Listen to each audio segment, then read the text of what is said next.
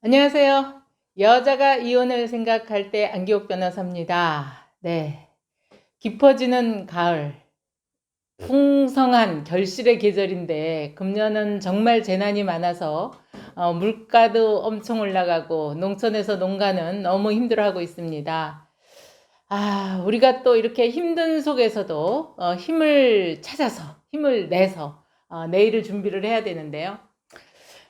오늘은 제가 좀 답답한 이야기 한번 해볼게요. 우리 시청자분들도 함께 좀 의견을 주셨으면 좋겠어요. 여자들이 이혼을 생각하게 되면은요, 보통 이제 뭐 경제적인 문제 여러 가지가 있지만, 대개는 이 전업주부로 일을 했던 분들은 이혼 소송을 하면서 이게 집을 나와야 되는지 안 나와야 되는지, 나오제니, 물론 이제 뭐 한마디로 꼬라지 보기 싫고 그러면 능력만 있으면 나오고 싶어 하죠. 그런데 나오는 게 이득인지 안 나오는 게 이득인지 그런 거를 질문들을 많이 주셔요. 그런데 사실 뭐 집을 나오는 게 이득이고 안 나오는 게 이득은 없습니다. 왜 그러냐면 정상적인 혼인 생활을 할 때는 네. 그때는 뭐 이유 없이 가출을 한다거나 그래서 가족들을 돌보지 않으면 그게 또 뭐 유기다, 가출이다 해서 귀책 사유를 잡을 수 있지만 진짜 혼인 생활이 이제 더 이상 극에 달아서 이제 파탄이 돼서 실질상 무늬만 부부로 사실상 이혼 상태가 장기화된 상태에서는 그래서 내가 남편을 상대로 이혼 소송까지 할 때는 나와도 전혀 그거는 귀책 사유에 해당이 되지 않습니다. 그렇기 때문에 그게 걱정이 돼서 내가 혹시 집을 나왔다고 해서 남편한테 체결 잡히고 이혼 소송을 할 때 불리할까 싶어서 집에 버티고 있을 필요는 없다. 오히려 그렇게 돼서 만약에 폭력적인 남편하고 함께 가정에 있다가 남편이 막 이혼 소장 받고 이러면서 열받아서 거기서 또 과격한 행동이 나오면 더 위험한 상황에도 처해 있을 수 있기 때문에 그런 건 전혀 걱정하시지 말고 여력만 되면 나오셔라 라고 제가 조언을 해드립니다. 그러나 그러한 어떤 폭력적인 성향이 아닌 어떤 그 남편의 외도라든가 뭐 이런 여러 가지 스트레스 때문에 이혼을 결정을 하고 이혼 소송을 준비를 하면서 실제로 나올 경제적인 여력도 안 됐을 때는 꼭 나오실 필요는 없습니다. 집에서 그냥 같이 사시면서도 소송은 얼마든지 가능하거든요. 또 오히려 그렇게 폭력적인 성향을 안 보이는 분 같으면 이혼 소장이라고 하는 거를 받음으로써 처음으로 최초로 내 아내가 얼마나 힘들어하는가를 법원을 통해서 그걸 봤습니다. 물론 우리가 평상시에도 남편하고 그런 얘기에 대해서 하겠죠. 여보 나 힘들어. 당신 이렇게 안 해줬으면 좋겠어. 라고 하는 이야기를 하는데 남편이 그때는 한마디로 귀 밖으로 듣는 거죠.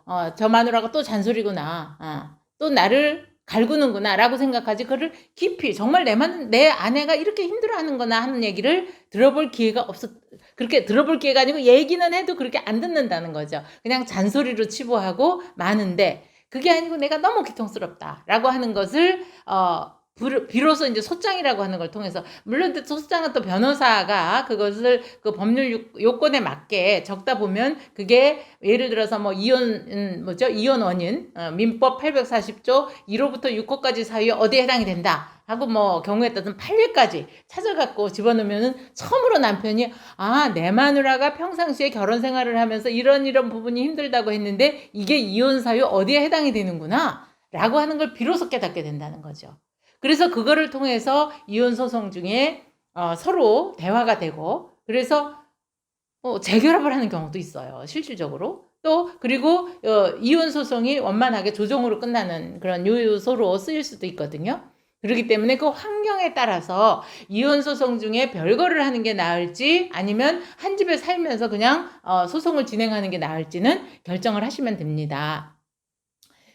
실질적으로 이혼 소송 저희가 뭐 예를 들어 100케이스 하면 거의 90케이스 이상은 대부분이 재판상 조정으로 끝나요. 조정으로 끝나는 가장 큰 이유가 첫째는 우리가 판결문을 보잖아요. 이혼 소송 판결문 보면은요. 사실 100% 남편이 악마고 100% 아내가 천사인 경우 없어요. 우리가 살다 보면 아내도 잘못하는 거 있죠. 남편이 잘못하는 것도 있죠. 그러나 판사님은 나와 있는 기록만 갖고 판단을 하다 보니까 남편은 이런 걸 잘못했고 아내는 이런 걸 잘못했는데 남편이 조금 더 잘못했으니까 남편의 규칙사유를 원인으로 이혼을 하면서 남편은 아내에게 뭐 위자료를 줘라. 이런 식으로 판결이 나거든요. 이 판결문은 영구 버전입니다. 뭐 그런 일이 많지는 않겠지만 나중에라도 아이들이 성장해서 엄마 아빠가 왜 이혼했냐 판결문을 확인해 보니까 엄마도 이렇게 잘못했고 아빠도 이렇게 잘못했고 다 잘못한 부모 밑에서 내가 태어나고 자랐네. 이거 좋은 영향 아니지 않습니까? 그래서 그 판결문을 남기지 않는다는 점에서 조정을 하는 거고요. 그 다음에 이혼 소송에서의 또 조정이 또 좋은 점은 뭐냐면은요. 우리가 판결을 남게 되면 우리 법에 3심제 있는 건 아시죠? 1심에서 만약에 패소한 사람은 그것에 항소해서 항소심 할 수 있고요. 또 2심에서 패소했다면은 대법원까지 상심까지 갈 수 있는 겁니다. 그런데 조정으로 끝나면 1심에서 끝나도 이 조정의 효력은 대법원 판결하고 똑같아요. 그렇기 때문에 항소를 못 합니다. 그렇기 때문에 조기에 끝낼 수 있고 또 변호사도 또 신급제로 또 의뢰를 해야 되거든요. 그러니까 거기에서 비용도 절감이 되고 시간도 절약이 되고 스트레스도 그만큼 덜 받고 그래서 우리가 가사재판에서 거의 90% 이상은 조정으로 끝나더라라고 하는 거고요. 제가 오늘 두 가지 말씀드렸어요. 하나는 이 이혼 소송을 하면서 그 집에 나와야 되는지 살아야 되는지 그거는 구체적인 제가 아까 설명드렸던 그런 내용을 토대로 해서 한번 생각을 해보시면 답이 나올 것 같고요. 두 번째로 재판은 이혼 소송은 가능한 한 조정으로 끝나는 게 비용이나 혹은 뭐 스트레스나 이런 면에서 도움이 된다 하는 말씀 드렸습니다. 네, 오늘도 이 동영상 보시고 댓글로 격려도 많이 해주시고요. 또 좋은 의견도 주시고요. 구독과 좋아요도 함께 해주시면 더 좋은 방송 만들겠습니다. 행복한 오늘 되십시오. 감사합니다.